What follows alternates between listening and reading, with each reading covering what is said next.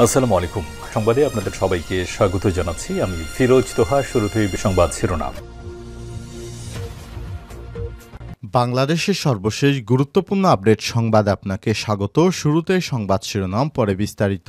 শুরুতেই জানাবো, রাজধানীর পূর্বাঞ্চলে প্লট কেলেঙ্কারি, দুদকের মামলায় আসামি ব্রিটিশ মন্ত্রী টিউলিপ। ক্ষমতার অপব্যবহার ও দুর্নীতির মাধ্যমে পূর্বাঞ্চলের ৬০ কাঠা প্লট বরাদ্দ নেয় শেখ হাসিনা ছাড়াও তার বোন শেখ রেহানা, বোনের ছেলে রেদওয়ান মুজিব সিদ্দিক ববি, মেয়ে আজমিনা সিদ্দিক সহ কয়েকজনের বিরুদ্ধে আবারও ৩টি মামলা করেছে দুর্নীতি দমন কমিশন দুদক। এর মধ্যে আসামি হিসেবে আছেন শেখ রেহানার মেয়ে এবং ব্রিটিশ মন্ত্রী টিউলিপ সিদ্দিকীও।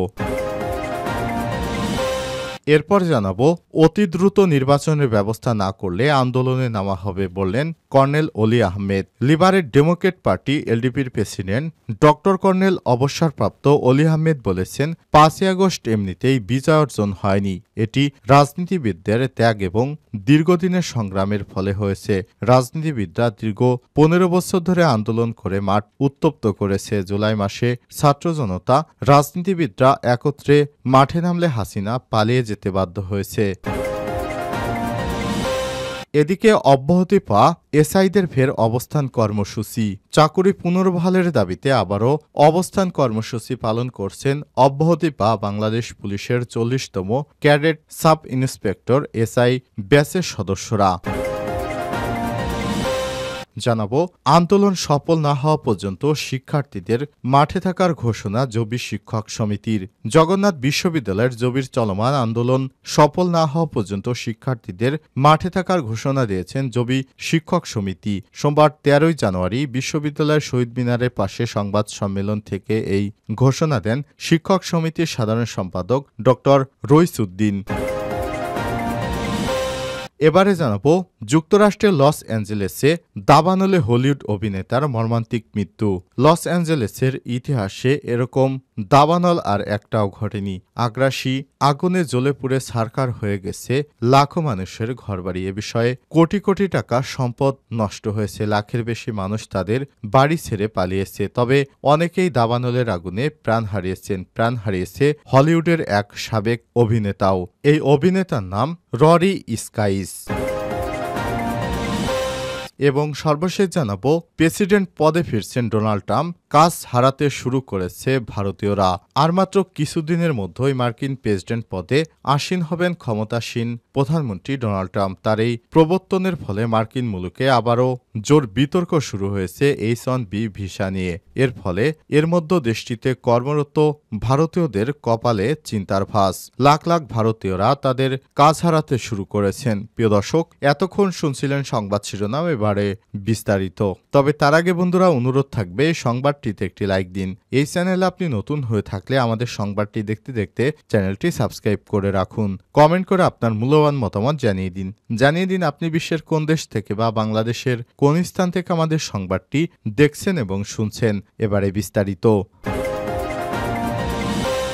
পূর্বাঞ্চলে প্লট কেলেঙ্কারি, দুদকের মামলার আসামি ব্রিটিশ মন্ত্রী টিউলিপ। ক্ষমতার অপব্যবহার ও দুর্নীতির মাধ্যমে পূর্বাঞ্চলে ৬০ কাঠা প্লট বরাদ্দ নেয় শেখ হাসিনা ও তার মেয়ে সাইমুয়াজেদ পুতুল সহ কয়েকজনের বিরুদ্ধে আরও ৩টি মামলা দায়ের করেছে দুর্নীতি দমন কমিশন দুদকের মধ্যে একটি মামলায় আসামি করা হয়েছে শেখ হাসিনার বোনের মেয়ে শেখ রেহানার মেয়ে ব্রিটিশ মন্ত্রী টিউলিপ সিদ্দিককে। সোমবার ১৩ই জানুয়ারি পৃথক এই ৩টি মামলা দায়ের করে দুদকের আগে রোববার ১২ই জানুয়ারি মামলার ক্ষমতার অপব্যবহার ও দুর্নীতির মাধ্যমে পূর্বাঞ্চলে ৬০ কাঠা প্লট বরাদ্দ নেওয়ার শেখ হাসিনা ও তার মেয়ে সাইমুয়াজেদ পুতুল সহ ১৬ জনের বিরুদ্ধে মামলা করে দুদক। দণ্ডবিধি ১৮৬০-এর ৫টি ধারাসহ দুর্নীতি প্রতিরোধ আইন ১৯৪৭ এর ৫/২ ধারায় তাদের বিরুদ্ধে অভিযোগ এনে মামলা দায়ের করা হয়েছে।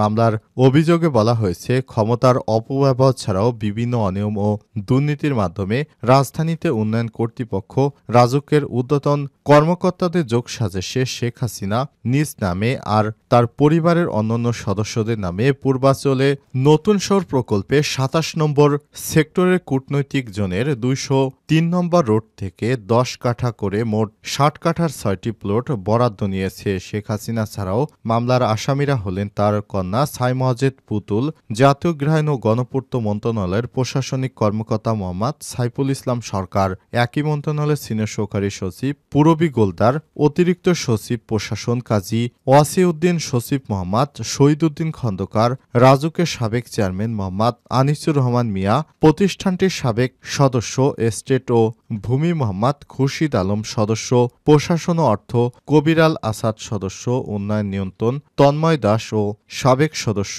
কল্পনা মোহাম্মদ নাসির উদ্দিন।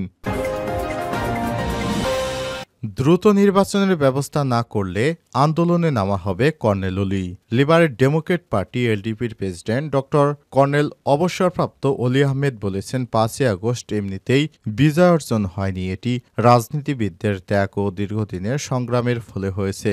রাজনীতিবিদরা দীর্ঘ ১৫ বছর ধরে আন্দোলন করে মাঠ উত্তপ্ত করেছে। জুলাই মাসে ছাত্র জনতা রাজনীতিবিদরা একত্রে মাঠে নামলে হাসিনা পালিয়ে যেতে বাধ্য হয়। এ সময় তিনি বলেছেন, অন্তর্বর্তীকালীন সরকার জনগণের প্রত্যাশা পূরণ করতে ব্যর্থ হয়েছে। আমাদের এখন মূল বিষয় হচ্ছে একটি সুষ্ঠু গ্রহণযোগ্য জাতীয় সংসদ নির্বাচন। দ্রুত জাতীয় সংসদ নির্বাচনের ব্যবস্থা না করলে অন্তর্বর্তীকালীন সরকারের বিরুদ্ধে আন্দোলনে নামা হবে। সোমবার রাজধানীতে মগবাজার এলডিপি কার্যালয়ে এক সংবাদ সম্মেলনে সব কথা বলেন অলি আহমেদ। কর্নেল অলি বলেন, আমরা যারা বিরোধী দলে ছিলাম আমাদের অনেকের বিরুদ্ধে ৩০০, ৪০০ এমনকি ৫০০ পর্যন্ত মামলা হয়েছে। ৫ই আগস্ট বিজয় এসেছে রাজনীতিবিদদের শ্রমের কারণে, তাই আমাদের সর্বাগ্রে দাবি হলো জাতীয় সংসদ নির্বাচন। নির্বাচিতরা সিদ্ধান্ত নিয়ে স্থানীয় সরকার নির্বাচন করতে হবে, কিভাবে হবে, অন্যথায় আমরা আন্দোলনে নামতে বাধ্য হব। অলি আহমেদ বলেছেন, আমরা সংস্কার চাই, তবে সংস্কারের কোনো আলামত দেখতে পাচ্ছি না। গত ৬ মাসে কোনো দুর্নীতিবাজ লুটেরাদের বিরুদ্ধে ব্যবস্থা নিতে দেখিনি।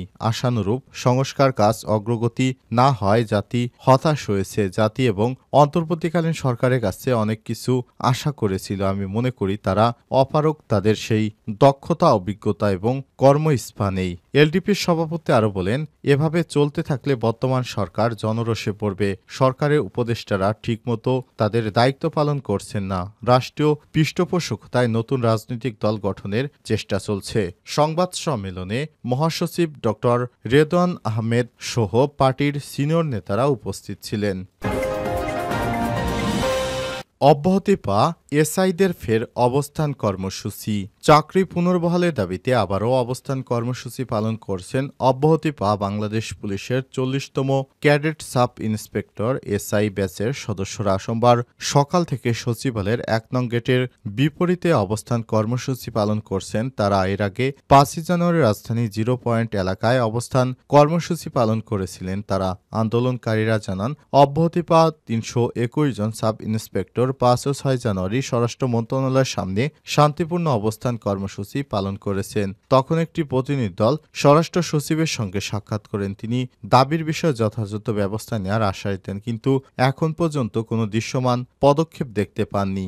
আবারও অবস্থান কর্মসূচি পালনে তারা বাধ্য হয়েছেন। তারা আশা করছেন আজকের মধ্যেই বিষয়টি নিয়ে সিদ্ধান্ত আসবে, তবে সুনির্দিষ্ট সিদ্ধান্ত না আসা পর্যন্ত তারা অবস্থান কর্মসূচি চলমান থাকবে বলেও জানান। প্রসঙ্গত, শৃঙ্খলা ভঙ্গের দায়ে রাজশাহী সারদা পুলিশ একাডেমিতে ৪০তম ব্যাচের প্রশিক্ষণ শেষ হওয়ার মাত্র ১ মাস আগে তাদের অব্যাহতি দেওয়া হয়।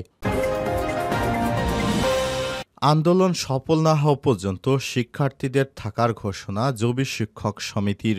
জগন্নাথ বিশ্ববিদ্যালয়ের জবির চলমান আন্দোলন সফল না হওয়া পর্যন্ত শিক্ষার্থীদের মাঠে থাকার ঘোষণা দিয়েছে জবি শিক্ষক সমিতি। সোমবার ১৩ই জানুয়ারি বিশ্ববিদ্যালয়ের নাহিদ শহীদ মিনারের পাশে সংবাদ সম্মেলন থেকে এই ঘোষণা দেন শিক্ষক সমিতির সাধারণ সম্পাদক ড রইস উদ্দিন। তিনি বলেছেন, সমসাময়িক সময়ে গড়ে ওঠা অন্যান্য বিশ্ববিদ্যালয়ের শিক্ষার্থীরা অনেক সুবিধা পেলেও আমরা বঞ্চিত। আমরা আন্দোলন করে এই বৈষম্য দূর করব। এ সময় তিনি জানান, আমাদের ভিসি মন্ত্রণালয় আছেন, সেখানে তিনি বৈঠক করছেন। আগামী বুধবার ইউসিসি ও সেনাবাহিনী জবি প্রশাসন বৈঠক হবে।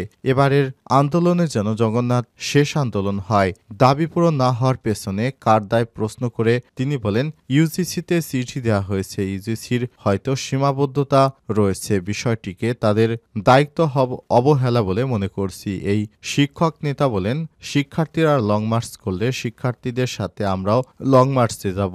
এ সময় অসুস্থ শিক্ষার্থীদের যথাযথ ব্যবস্থা বহনের জন্য বিশ্ববিদ্যালয় প্রশাসনের প্রতি আহ্বান জানান তিনি। প্রসঙ্গত রোববার 3 দফা দাবিতে অনশন শুরু করে শিক্ষার্থীরা। তাদের দাবিগুলো হলো, দ্বিতীয় ক্যাম্পাস সেনাবাহিনীকে হস্তান্তর করা, শিক্ষার্থীদের অস্থায়ী আবাসনের ব্যবস্থা করা এবং অস্থায়ী আবাসনের ব্যবস্থা না হওয়া পর্যন্ত অন্তত 70% শিক্ষার্থীকে আবাসন ভাতা দেয়া।